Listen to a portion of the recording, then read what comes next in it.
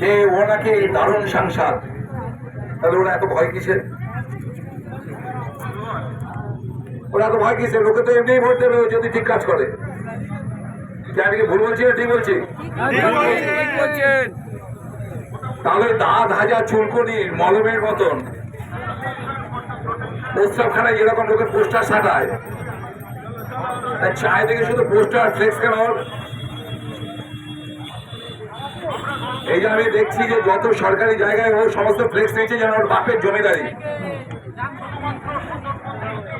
আমি ইলেকশন কমিশনের সাথে কথা বলছি, সরকারি জায়গায় যদি কোনো ফ্লেক্স থাকে, ব্যানার থাকে, এটা মাথায় রাখবেন, অভিষেক ব্যানার্জি ডায়মন্ড ওর জমিদারি নয়, এটা ওর পৈতৃক ভিটা নয়। এই পৈতৃক ভিটা হচ্ছে আপনাদের, আমাদের সকলের।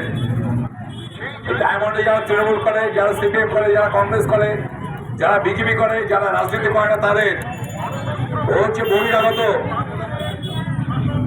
এখানে আগে এত অশান্তি ছিল না।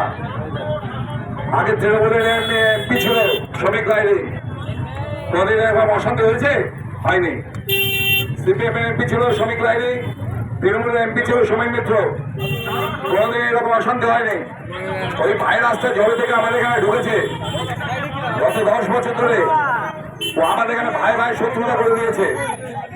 ওর আমাদের সব থেকে বেশি হিন্দু মুসলিম ডাকা হয়েছে যাতে মুসলমান ভোট সংগঠিত হয়ে ওর বাক্সে পড়ে। ওর আমাদের অন্য বিরোধী দলের উপর অত্যাচার হয়েছে, ওর আমাদের ওর দলের উপর লোকের উপর অত্যাচার হয়েছে। ডায়মন্ডের এমএলএ দীপক হালদার, তাকেও জেলে ঢুকিয়েছিল এমএলএ কারাগারে। পরবর্তীকালে